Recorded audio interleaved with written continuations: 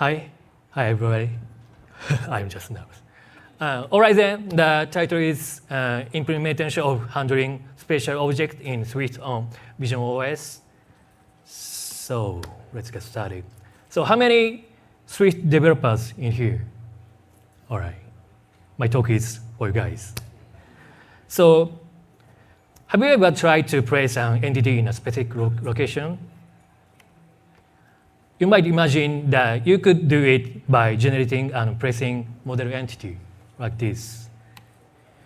So what should we do if the user wants to place it in any location of their choice? I will explain one of the practices on how to do this step by step. All right, let me briefly introduce myself. My name is Satoshi. I'm an XR engineer. I belong to the company called Cyber AI Productions in Japan. This company conducts video shooting. It owns a filming studio with multiple large LED walls. I'm developing virtual production software. And I'm also hosting the developer event called visionOS Engineer Meetup in Japan. Also, I conducted visionOS 30-day challenge on GitHub. I made over 30 prototypes. This repository got about 2,000 stars, which is the largest number of stars in the visionOS category in GitHub. I showed some of them. This is an image board, 5x5, 3 lines, 3 layers. Static pictures are all located, and you can walk in there. And you can tap to make a dynamic motion.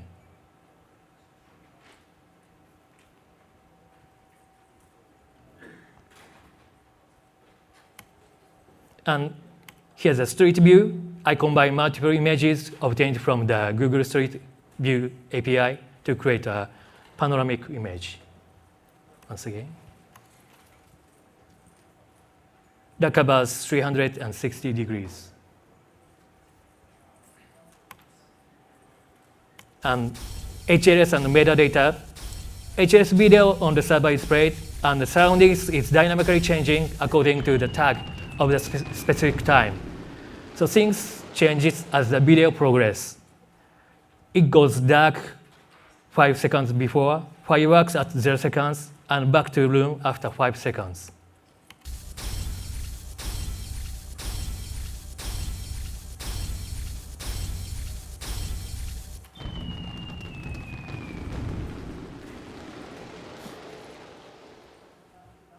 I think this kind of experience will continue to evolve. I also ran the metal shader. I found really cool animation in shader toy, so I ported from HLSL to metal shader language and ran it with shear metal layer. Unfortunately, visionOS doesn't support MTK view, so I use shear metal layer and shear display link to show it. All source code are written in Swift, and basically there is no external library, and it's free to use. Please get the URL through this QR code, and if you'd like, please give me a star.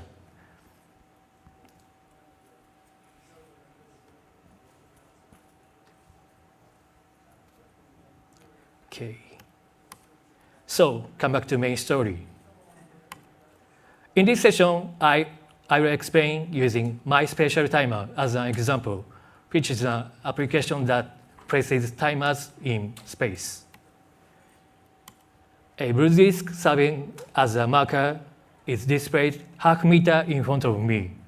And if you tap it, the timer will be placed there. And we can put multiple timers.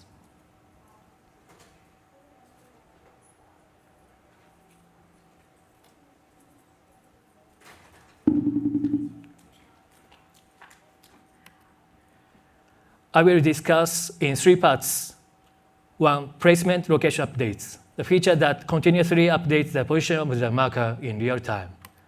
2nd, Reality Kit attachments. The view developed by the SwiftUI will be shown as attachments.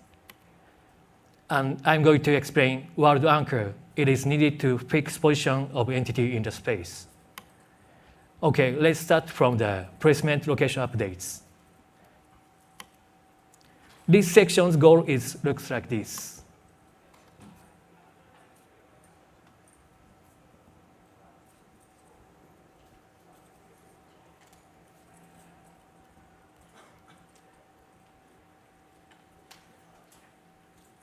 Okay.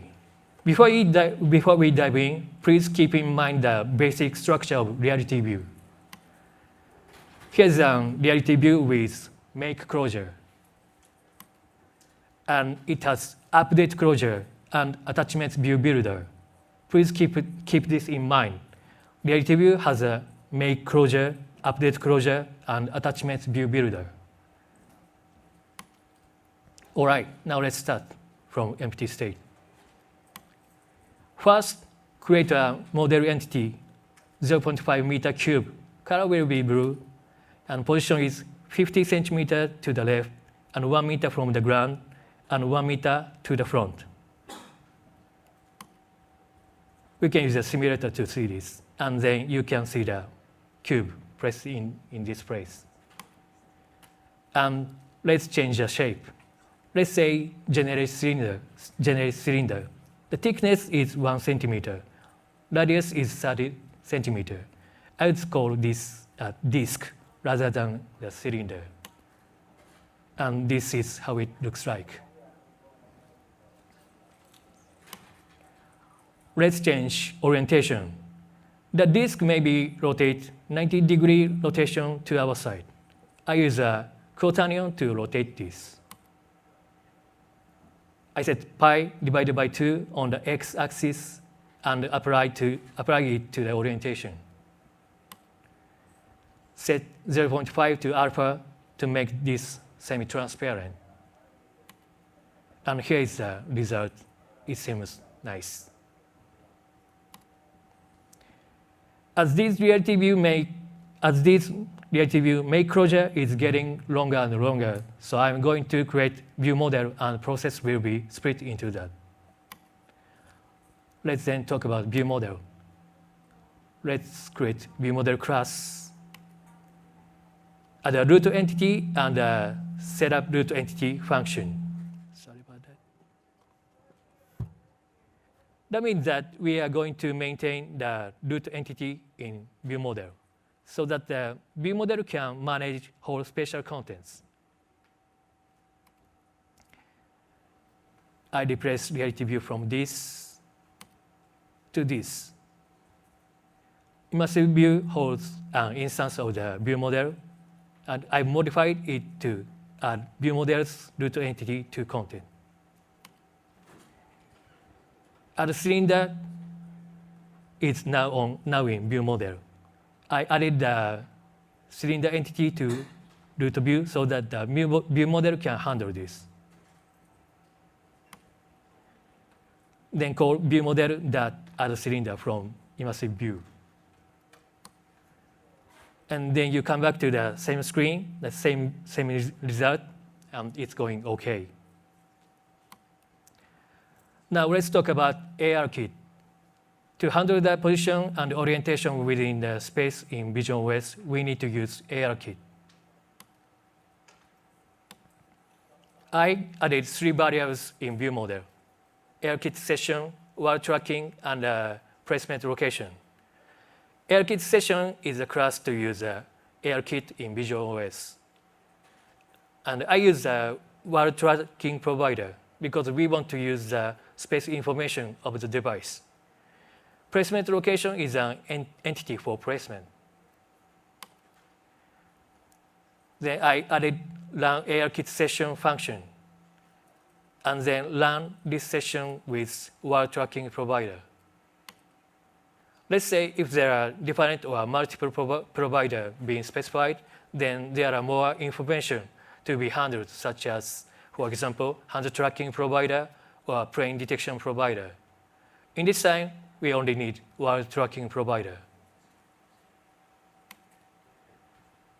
And in order to update marker, I added 2 functions. One is process device anchor updates. It calls run function with 90 as frequency. Now, what is the run indicates? This is my own method. This is how run function looks like. It's not SDK function. This is my own implementation in viewModel class. It's an infinite loop until you cancel. Within this loop, the specified function will be repeatedly executed at the specified interval. By the way, I was not sure if I can do this or not, because there is infinity loop and processing. But I found this code from Apple's sample, so I thought it's OK to use it. Every second, 90 times, query and process latest device anchor function being called. And inside what you see is query device anchor being called from while tracking, so that you can receive information about the current device location. We calculate an offset of 0.5 meter ahead in the direction of the camera by setting a negative value on the z-axis. The calculation is like this. And set to placement empty. And I made some modification to add cylinder function. I changed the name to add marker and entity added to placement location. And this is how a code is executed on reality view. In the make closure, you can call run AirKit session in the task. And you can call process device anchor updates as a build task and see how it works. According to the orientation of the device, it follows and shows the marker in real time. For confirmation of operation, let's try display something. I added a function called add placeholder. I've set it to display a red disk as a display test. And then I added spatial tap gesture to reality view. viewModel that add placeholder will be fired. Then that works by tapping blue marker. You see a red disk being created.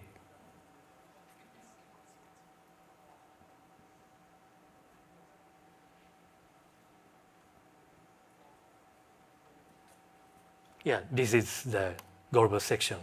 Yes, yes. So let's talk about the reality view attachments. Before I explain about attachments, I'll explain the timers UI and the functions. I use SwiftUI to make timer view. And I made timer model and a timer manager. And this is out of scope of this session, so please refer to my source code later. Timer model keeps each timer's information, and timer manager handles all timers and have related functions. So, attachments. I add some process to attachments view builder. The content of the attachment is a timer view. Update closure is being used to place attachments. The timer model has an ID, and the attachment is identified by that ID. Then I add an attachment to placeholder entity as a child. And this is how the mapping is done with the attachment and the entity in the space. You know what I mean? The timer model has an ID, and the attachment is same ID, and map it and place in the space. And I made some changes to the add placeholder function in viewModel. I just showed you the red disk last time, but this time nothing is being displayed because we have timer view attachment as a view. And let's run it. Instead of disk, SwiftUI timer being displayed. It works. location and orientation is the same as location entity.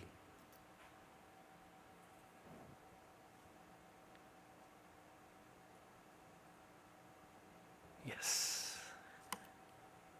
Yes. So let me talk about world anchor. You might think it's working now. However, it depends on the position and the orientation where the app was launched. Just give you an example. Next to window, you see two boxes. But once you reset the home location, the blue box location moved.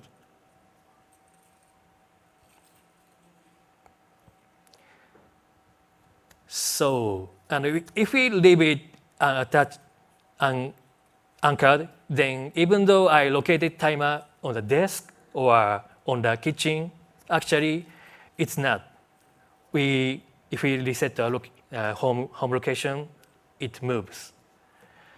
So in order to keep the position, we need to use world anchor. And there are some manner associated with world anchor. Within ViewModel, I added two arrays. One is anchored object, and the other is object being anchored. Object being anchored is a temporary location for keeping the information. I added attached object to world anchor function.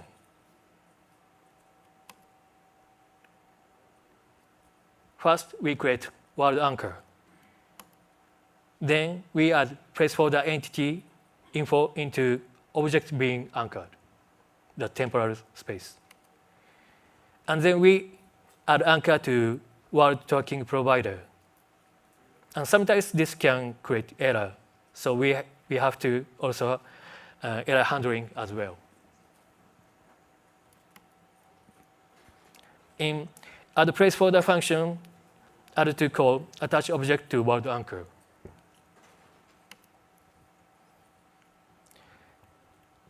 I added process world anchor updates function to ViewModel that observes anchor updates from the world tracking provider. I handle the update of anchor states in process function. This is the final piece of source code for this session. Added.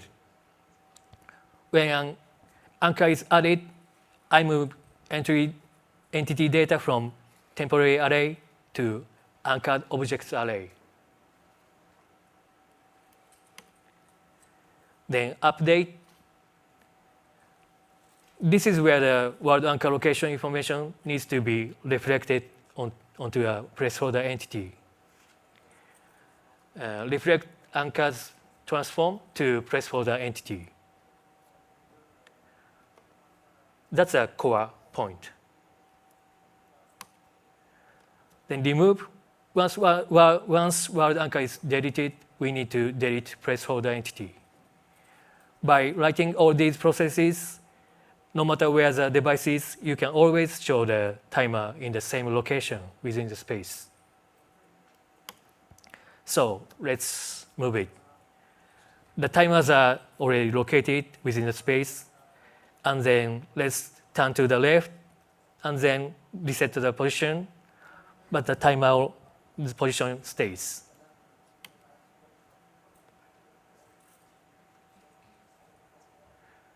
Turn to left.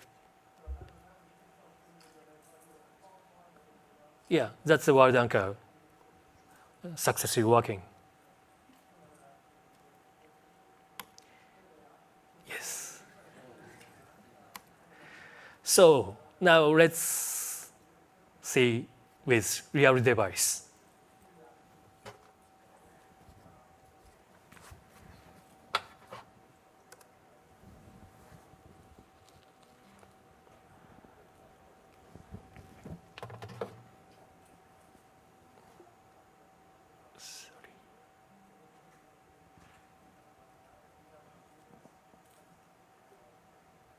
Mirroring.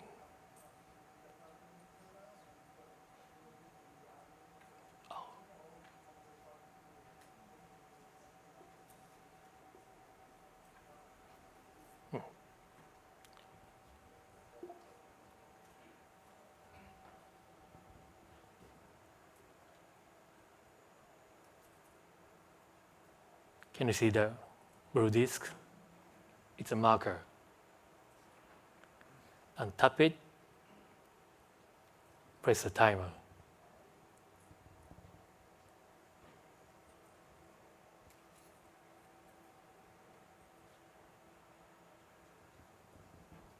Set to 5.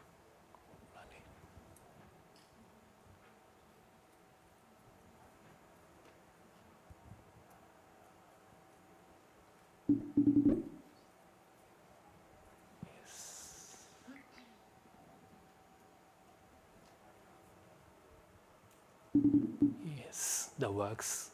We set the home position, but the timer stays.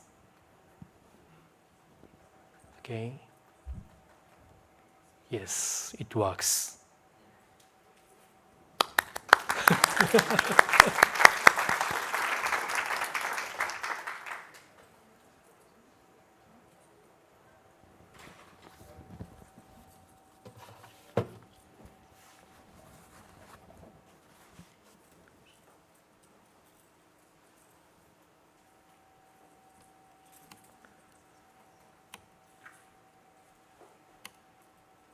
Okay, let me wrap up my session.